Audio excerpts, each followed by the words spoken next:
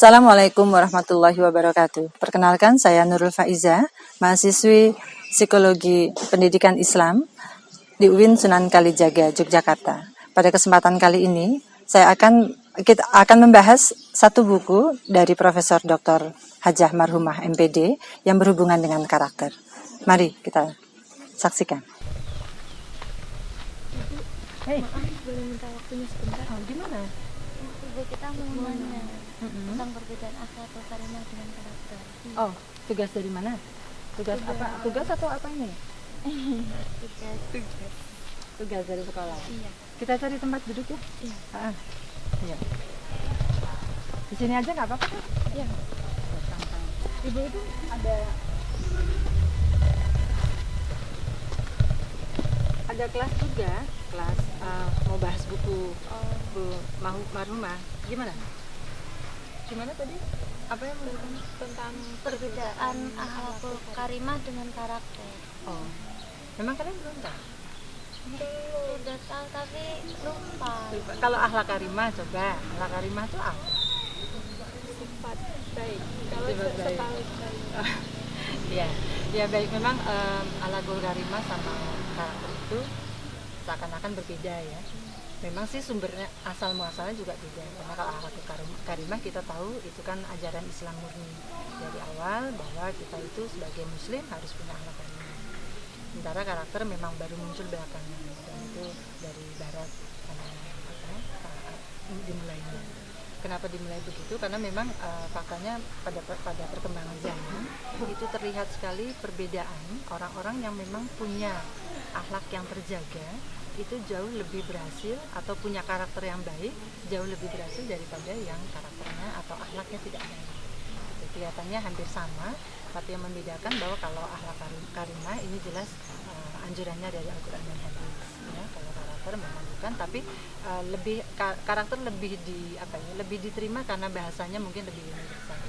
Kalau akhlak karimah kelihatannya dilihat seperti pokoknya itu bagiannya hanya untuk umat Islam saja gitu, tapi sebenarnya karena Islam ini agama rahmatan lil alamin kan gitu, jadi kita harus melaksanakan. Cuman kenapa kemudian karakter menjadi tren gitu ya, menjadi isu yang memang diangkat, selain kemudian juga banyak anak-anak remaja yang patah hati istilahnya atau putus di tengah jalan dengan semangat hidupnya. Jadi ketika mereka menghadapi banyak cobaan, banyak ujian, itu mereka nggak cukup kuat gitu menghadapi dan melewatinya. Padahal kalau kita di anak karimah kan kita diminta untuk tidak boleh berputus asa, ya kan? Kita kan harus terus memperjuangkan apa yang menjadi idealisme hidup kita, karena kalau di surat Al-Insyirah itu kan di setiap kehambatan pasti ada bantuan dari Allah, gitu kan? Dan itu Allah menyampaikannya 2 kali yang surat Al-Insyirah. Jadi harus optimis bahwa kita ini, insya Allah kehidupan kita ini terjaga, bantuan dari Allah, karena satu-satunya sumber harapan kan hanya kepada Allah. Itu sementara. Terima kasih Bu. Cukup cuma itu dulu? Ya, itu Untuk aja. melengkapi aja? Iya. Oh iya, ya baik kalau gitu. Atau mau ikut kelas ibu sekalian? Ini soalnya bicara tentang karakter juga gitu. Ya.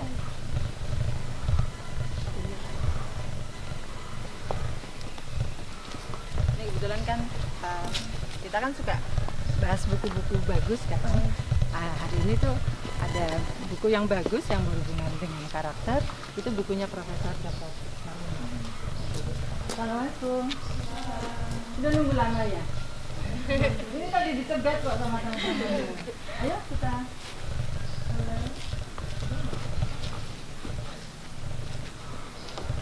Ya, baik, kita mulai. Cuman kayaknya duduknya terlalu jauh. Ada yang naik ke sini gitu, biar enak nanti nyatetnya ya. Gitu loh. Enggak di tengah. Tengahnya Sabrina, ya. Ya. Kita mulai. Jadi jangan lupa bahwa ini adalah buku yang bagus. Buku ini tentang kontekstualisasi hadis dalam pendidikan karakter. Jadi memang persoalan karakter ini persoalan yang sedang banyak menjadi perhatian. Sebenarnya juga bukan hanya dari dunia pendidikan saja, tapi juga di perusahaan-perusahaan itu dengan apa namanya kondisi para pegawai misalnya ya, kemudian di instansi-instansi yang lainnya itu semua berpengaruh ternyata pendidikan karakter atau akhlakul karimah. Kalau bicara akhlak, kita tahu sebenarnya itu sudah seharusnya tertanam dari awal ya. Dari awal bahwa sejak kita mengenal, diajarkan tentang Islam, kita memahami tentang Islam, itu kita tahu bahwa kita ini punya punya pegangan bahwa kita harus punya akhlak yang baik. Cuma ya itu karena itu terlalu sering disebut, maka kemudian kita jadi banyak yang abai. Kita hanya ingat tahu gitu ya, oh ya orang Islam itu harus punya akhlak yang baik, tapi sudah berhenti di situ, nggak berpikir bahwa misalnya tidak boleh bergunjing itu bagian dari merusak akhlak sendiri gitu ya, tidak berbuat curang itu juga bagian dari merusak akhlak gitu, padahal kita tahu harusnya itu tidak dilakukan. Nah, persoalan karakter di buku ini Ibu Profesor Mahrumah itu tertarik mengapa menggali hadis yang berhubungan dengan karakter. Itu karena ada beliau tertarik dengan tulisan Pak Budiono, Wakil Presiden yang sebelum ini di Kompas, bahwa pembangunan Indonesia ini harus didasarkan pada SDM. SDM itu sumber daya manusianya. Dan itu hubungannya ada dua, ada yang SDM yang punya soft skill dan punya hard skill. Soft skill itu artinya warga negara yang baik, itu soft skill karena kepribadiannya baik. Hard skillnya apa? Warga negara yang terampil, artinya dia punya kemampuan-kemampuan, keilmuan, teknologi yang bagus. Nah, harapannya kedua hal itu bisa berkembang baik. Nah, pada perkembangannya memang kemudian pendidikan ini sebelumnya ini mungkin kalau boleh Ibu bilang 5-10 tahun sebelumnya, ini mengarahnya itu hanya murni pada persoalan bagaimana mengembangkan kognitif atau perkembangan akademik saja. Jadi banyak sekali sekolah memacu anak-anaknya untuk pandai dalam pelajaran-pelajaran di sekolah, di kelas yang hubungannya dengan akademik. Tapi soft skillnya dari sisi kepribadian, empatinya kepada orang lain, menghormati orang lain itu nyaris agak dilewatkan begitu. Maka kemudian ini dicoba dibangun lagi, diangkat lagi supaya ya semuanya juga akan nyaman kalau kemudian generasi berikutnya adalah manusia-manusia yang memang baik hati tapi juga terampil. Bukan cuma terampil pandai, tapi kemudian pada orang lain dia tidak sopan, dia mudah sombong, mudah berbangga diri, misalnya seperti itu ya. Juga kemudian buku ini dibuat karena juga kan di program resmi Kementerian Pendidikan dan Kebudayaan itu ada program PPK, penguatan pendidikan karakter. Jadi mengarah ke sana semuanya, termasuk juga implementasi nawacita Presiden Jokowi dan Bapak Yusuf Kala dalam Sisdiknas. Kemudian juga Indonesia bahkan sempat disebut-sebut mengalami darurat moral karena meningkatnya kasus-kasus kenakalan di remaja, entah tawuran, entah kriminal. Kriminalnya tidak hanya di sekolah, tapi juga di masyarakat. Gitu ya, kemudian kasus-kasus yang lainnya. Jadi menjadi perhatian bersama. Begitu ya. Jadi hari ini kita bahas tentang itu. Kalian sudah baca bukunya? Sebagian. Ya. Baik, kalau gitu silakan. Kalau masih ingat nggak waktu di buku pertama itu apa saja yang disampaikan, tentang apa saja yang akan dibahas di buku pertama? Kan ada 2 buku ya. Nah, apa saja?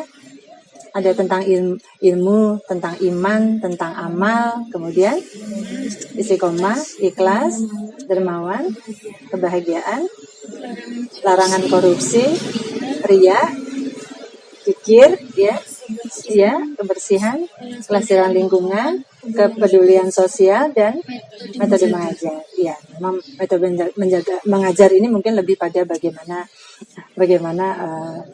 karakter ini bisa ditanamkan. Ya, baik, karena banyak sekali kita coba yang akan dibahas hari ini, kira-kira mau yang mana, yang apa?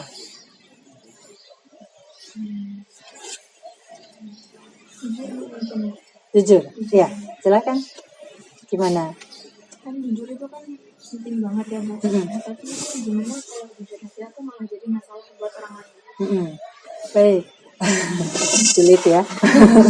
Memang, tapi jujur ini menjadi bagian pertama dari dimulainya hubungan kita dengan orang lain. Karena kalau seseorang itu mensikapi dirinya, artinya dia tega untuk membohongi dirinya, maka dia akan lebih mudah membohongi orang lain.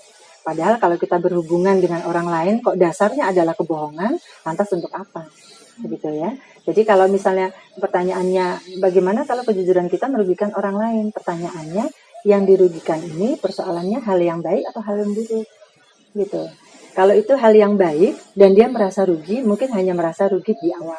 Tapi selanjutnya dia tahu bahwa dia memang harus harus diingatkan bahwa apa yang dia lakukan adalah salah. Jadi kalau kejujuran yang merugikan hal yang baik apa kira-kira ya? Apa ya? Harusnya sih tidak ada ya. Harusnya tidak ada, kecuali kita memang masih salah memandang. Salah memandang sebuah persoalan, kita anggap ini baik, kemudian dikoreksi gitu ya, artinya atau dikasih tahu teman-teman bahwa ini salah dan kita nggak terima. Tapi selanjutnya pasti insya Allah kalau hal yang baik itu kan yang benar itu kan nggak akan berubah ya. Nilai kebenaran itu kan akan tetap. Jadi pada saatnya seseorang baru akan mengerti dan memahami bahwa oh ternyata kemarin itu saya yang salah. Pada awalnya sih mungkin rasanya apaan sih, kok dibohongi, kok dikasih tahu gitu ya, kok dibilangin gitu kan, rasanya masih khawatir seperti itu.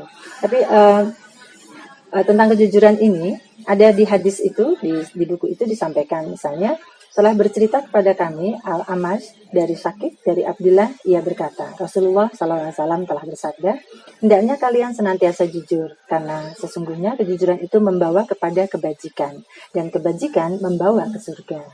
Seseorang yang senantiasa jujur dan berusaha untuk jujur, maka akan ditulis di sisi Allah sebagai orang yang jujur. Dan jauhilah kedustaan, karena kedustaan itu akan membawa ke neraka. Selama seseorang itu selalu dusta dan membiasakan berdusta, maka akan ditulis di sisi Allah sebagai pendusta. Ini hadis riwayat Muslim. Ya, jadi jujur ini ada 3 poin, bahwa dia itu harus lurus hati. Jujur itu adalah lurus hati. Yang kedua, jujur itu adalah tidak curang. Dan kemudian jujur itu adalah tulus. Ada di Al-Quran, surat Al-Ahzab ayat 70, hai orang-orang yang beriman, bertakwalah kamu kepada Allah dan katakanlah perkataan yang benar. Itu Al-Quran. Ya. Yang benar ini sadidan kalau di ayatnya itu. Maknanya benar dalam konteks sadidan ini bukan hanya benar, tetapi juga tepat. Jadi kadang-kadang kalau kita berpikir benar saja, ternyata waktunya nggak tepat, sehingga kemudian ditolak, gitu ya. Atau berbicara pada orang yang tidak tepat, sehingga kemudian tertolak juga, gitu. Jadi memang memperjuangkan kebenaran itu banyak sekali caranya, dan memang harus pandai kita untuk memastikan bahwa situasinya tepat. Dan jadi ini bukan hanya kata-kata yang artinya kejujurannya bukan hanya persoalan kata-kata yang diucap atau kita mendengar sesuatu, tapi juga sesuatu yang ditulis. Kalau sekarang zamannya kan orang banyak komunikasi dengan menulis. Jadi malah ada yang bilang jarimu adalah nerakamu, gitu. Seperti itu. Atau seperti kalau biasanya lisanmu adalah nerakamu atau surgamu, kan begitu. Jadi seperti itu. Jadi jujur itu memang harus dimulai dari awal, karena kalau kita bicara iman, Islam, ihsan, tiga dasar yang mendasari keimanan itu, ihsan ini yang seringkali dilupakan. Nah, ihsan itu kan hubungan vertikal horizontalnya kan harus seimbang. Bahwa kita beriman kepada Allah, tapi juga ihsan itu kan berbuat baik. Berbuat baik kepada Allah, itu artinya kita menjaga apa yang Allah nggak suka. Seperti kita menjaga hubungan kita dengan orang tua, kan pasti kita menjaga apa yang orang tua kita tidak suka. Sesederhana itu, gitu kan. Nanti kemudian ada hubungan yang horizontalnya, bahwa pada sesama manusia, pada orang lain, pada alam sekitar, pada binatang, gitu ya. Kejujuran ini harus dimulai dari ihsan pada diri sendiri. Dan yang mendasari adalah harus jujur atau tidak boleh berbohong. Mulai dari situ. Karena kalau kita rela membohongi diri sendiri, ya tentu tadi kita bersikap pada orang lain juga mungkin akan tidak baik, begitu. Gitu. Apalagi jelas ya yang tentang jujur ya. Ada lagi yang lain?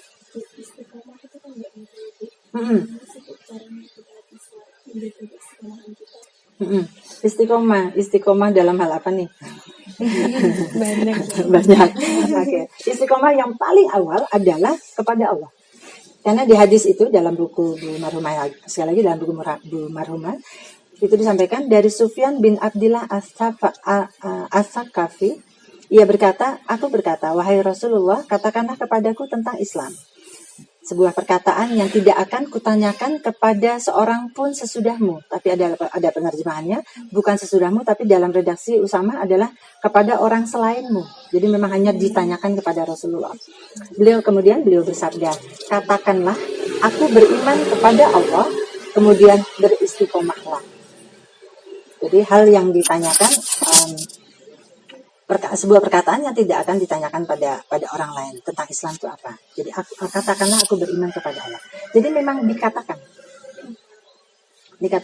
ucapkan gitu ya. Jadi karena iman itu kan kalau secara makna diyakini dalam hati, diucapkan dengan lisan, kemudian diamalkan dengan perbuatan. Ya, ketiga komponen ini yang memang harus selalu dijaga. Karena kalau ini berbeda-beda, hatinya beda dengan lisannya atau lisannya beda dengan perbuatannya, pasti tidak akan menjadi satu kata, istilahnya begitu. Maka kemudian ketika seseorang mengatakan bahwa aku beriman kepada Allah, ya, kemudian beristiqomahlah, itu artinya ada konsekuensi dan komitmen di dalam itu. Itu betulkah apa yang sudah dikatakan bahwa aku beriman kepada Allah akan bisa dijaga dengan teguh? Biasanya ujiannya ketika manusia menghadapi kehidupan yang yang sulit, mungkin sakit tidak sembuh-sembuh, mungkin merasa rezekinya tidak pernah cukup, misalnya begitu ya, hal-hal itu, atau selalu berjuang tapi merasa tidak pernah dapat hasil yang baik. Itu pada saat-saat ujian itu terjadi, manusia seringkali bisa berpaling, bisa melupakan komitmen komitmen mengatakan bahwa aku beriman kepada Allah. Padahal Allah adalah segalanya, tempat mengadu, tempat meminta, seperti itu. Ya, kemudian jadi kalau komitmen itu kan harus teguh pada pendirian. Kalau konsekuensi itu kan siap ambil risiko. Situasi apapun dia harus tetap bertahan bahwa dia beriman kepada Allah.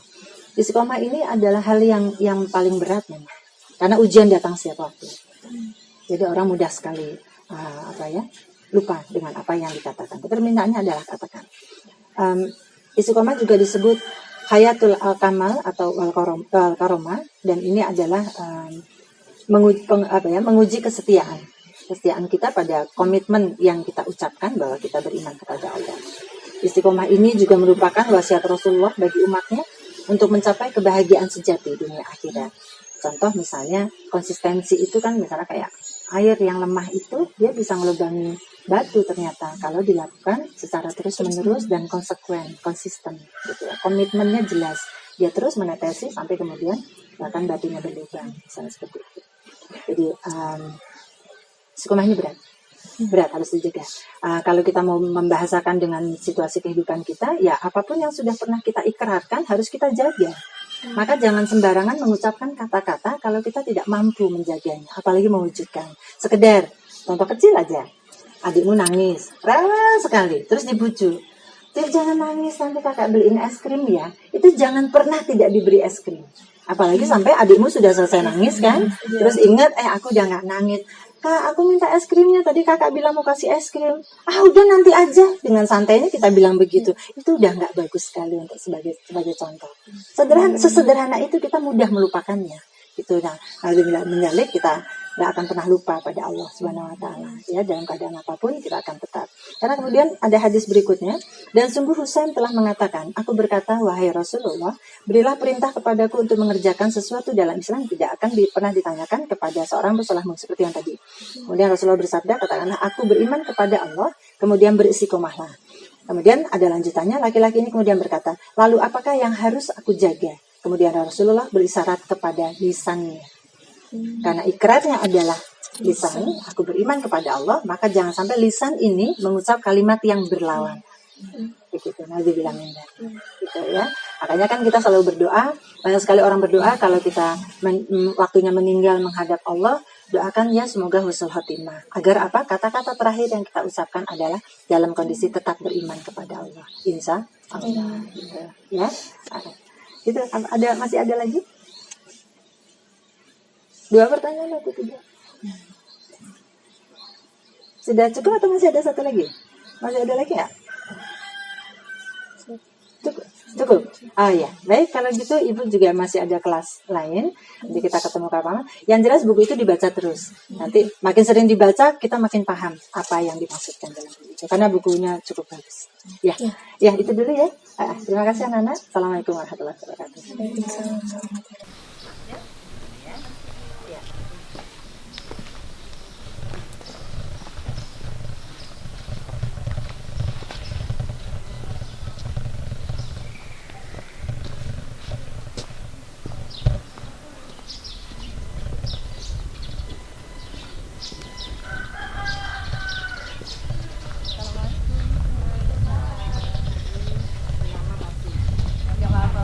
Ya tadi dari kelompok Ibu sebelah sana ya.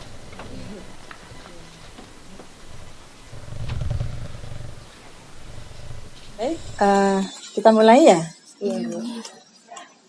Kita bahas buku apa?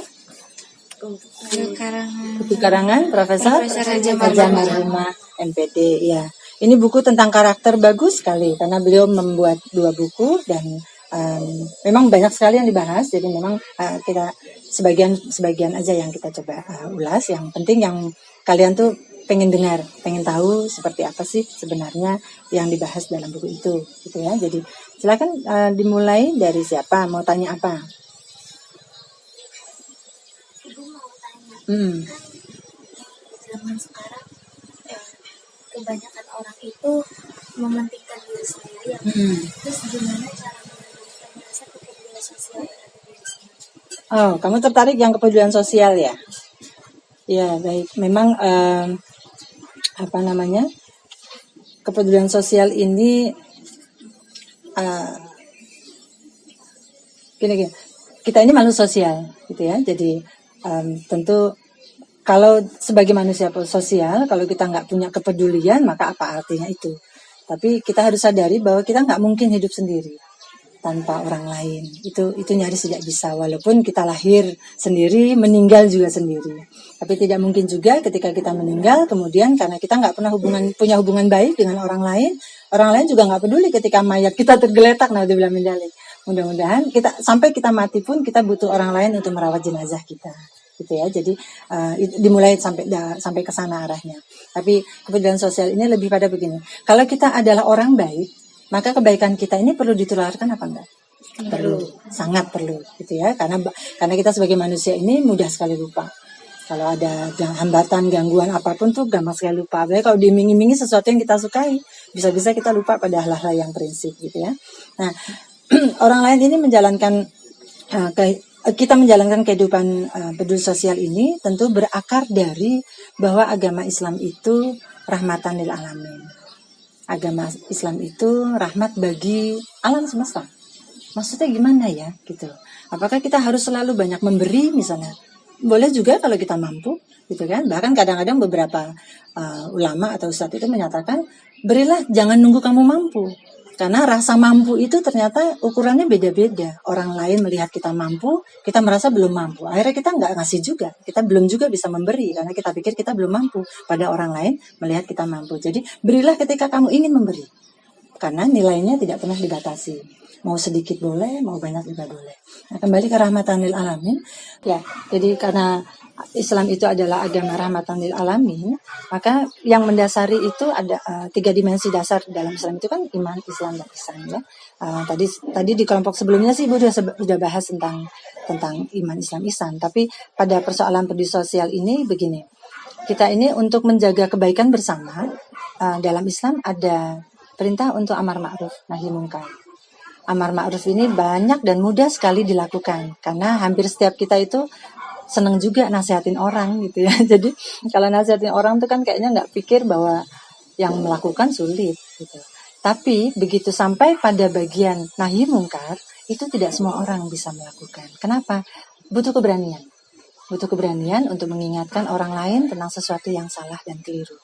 Apalagi kalau kemudian kita mengingatkan dan kita dianggap ikut campur gitu ya.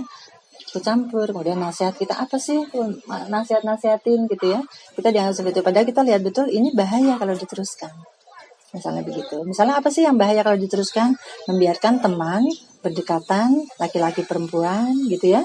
Terus kita anggapnya ya toleran lah gitu, udah biarin aja, kasih waktu. Itu hati-hati. Gitu. Hati-hati, kepedulian itu yang semacam itu harus hati-hati. Kemudian juga ada dalam Islam itu kita harus berzakat gitu ya. Berzakat ini 2,5% itu kan sedikit sekali. Sedikit sekali 2,5% dari harta yang kita punya yang tersimpan selama setahun. Itu sedikit sekali. Artinya itu harus dibiasakan.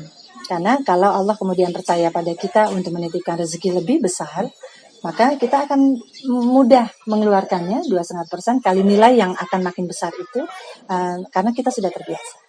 Seperti itu. Jadi keadilan sosial ini dari sisi ekonomi Islam sudah mengajarkan, karena kita harus peduli pada kaum yang fuqara dan masakin gitu ya, orang-orang miskin, orang-orang yang tidak berdaya begitu. Kemudian juga kepedulian yang dari poin yang nahi mungkar seperti itu. Jadi yang diperlukan adalah bagaimana kita melatih diri untuk bisa berada pada posisi kita punya keberanian bisa mengingatkan orang-orang yang salah, tapi tentu dibutuhkan keahlian untuk melakukan itu. Karena tidak begitu kita ingin mengoreksi atau memperbaiki, begitu juga kita langsung bicara, belum tentu. Gitu. Jadi sangat dilihat situasinya, waktunya, kesempatannya, dan kondisi orang atau pihak yang akan kita sampaikan dalam konteks nahi mungkar tadi. Ya. Ada lagi? Cukup jelas tadi? Ada kepedulian sosial ya. Terus? Hubungannya dengan religius nih Bu, kan kita tahu kalau agama itu sebagai patokan pegangan utama kita.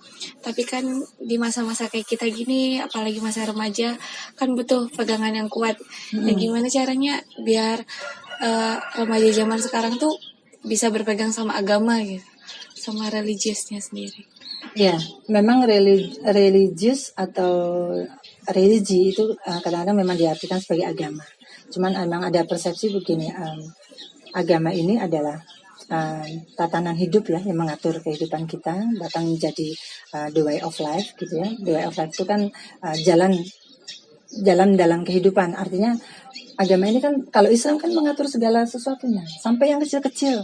Kita tidur pun ada tuntunannya gitu kan. Kita bangun tidur baiknya bagaimana, bahkan kita mandi juga bagaimana, kita buang air juga ada tuntunannya. Makanya dia disebut sebagai way of life. Nah, religi dalam konteks yang sekarang ini memang situasinya sedikit agak membuat prihatin ketika beberapa pihak misalnya beranggapan bahwa tanpa agama kita juga bisa hidup damai. Nah, ini yang keliru. Karena agama akan mengajari tentang agama itu adalah sistem nilai.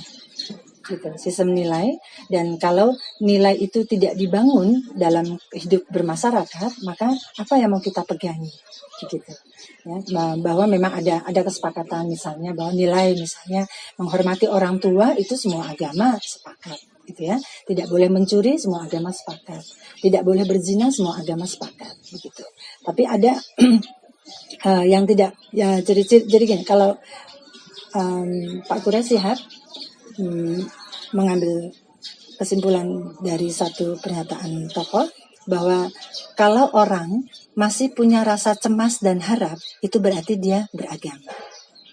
Karena poin tertinggi orang berpikir tidak perlu agama adalah ketika ada bencana yang terjadi dalam kehidupannya dan dia tidak bisa berbuat apa-apa. Gitu. Jadi ketika dia ada rasa cemas, walaupun kemudian beragama juga ada yang kemudian disebut sebagai diterjemahkan sederhana hanya sebagai sebuah kepercayaan. Yang kepercayaan ini ada arahnya ke animisme, dinamisme gitu ya. Jadi sesuatu yang kekuatan yang di luar kemampuan mereka. Tapi alhamdulillah kalau kita di Islam jelas bahwa semua yang tidak mampu kita atasi itu tentu ada campur tangan Tuhan di dalamnya gitu ya. Jadi sementara beragama ini adalah fitrah. Artinya dorongan untuk mencari Tuhan itu sebenarnya fitrah. Mencari Tuhan dalam pengertian ada satu kekuatan yang memang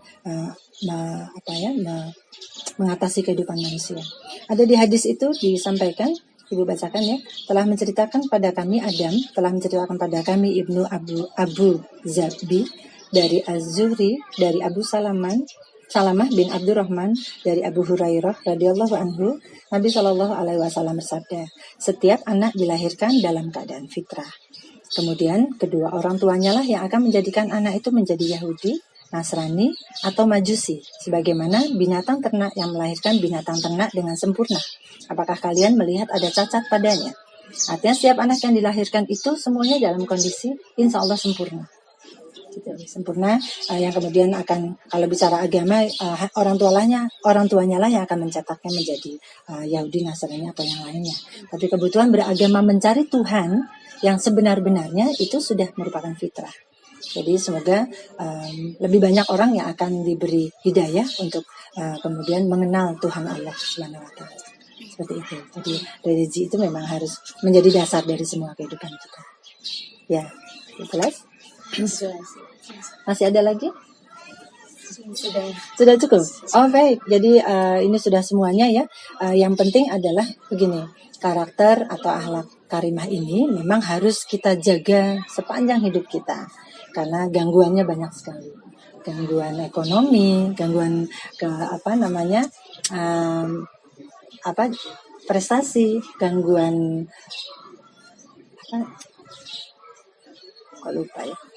gangguan jabatan gitu ya, harta lah, jabatan lah, gangguan pengaruh lah gitu ya, gangguan bahwa jaminan kamu nggak akan lapar misalnya begitu. Itu banyak sekali gangguannya yang membuat kita itu bisa melupakan apa yang disebut akhlak karimah yang harus kita jaga sampai akhir. Tapi jangan lupa yang terakhir, bahwa Rasulullah itu diperintah Allah untuk ke umat manusia adalah untuk menjaga akhlaknya. Jadi tujuan utama innama bu'istu liutammima makarimal akhlak. Jadi tugasku adalah untuk menyempurnakan akhlak manusia. Dan kalau kita sayang cinta pada Rasulullah, ya kita harus berjuang untuk menjaga akhlak ini sebaik-baiknya. Ya, itu saja cukup. Ya, baik kalau gitu Ibu akhiri ya. Sampai ketemu lain waktu, mudah-mudahan kita bisa bahas yang lainnya. Ya, terima kasih. Assalamualaikum warahmatullahi wabarakatuh. Waalaikumsalam warahmatullahi wabarakatuh. Demikianlah teman-teman sekalian, apa yang kita bahas pada hari ini. Mohon maaf bahwa tidak bisa semuanya kita bahas karena begitu banyak yang disampaikan di dalam buku Ibu Profesor Dr. Marhumah. Tapi menjadi PR kita semua bahwa apa yang dibahas di dalam itu memang harus kita baca dan kemudian kita amalkan bersama-sama. Semoga bermanfaat. Assalamualaikum warahmatullahi wabarakatuh.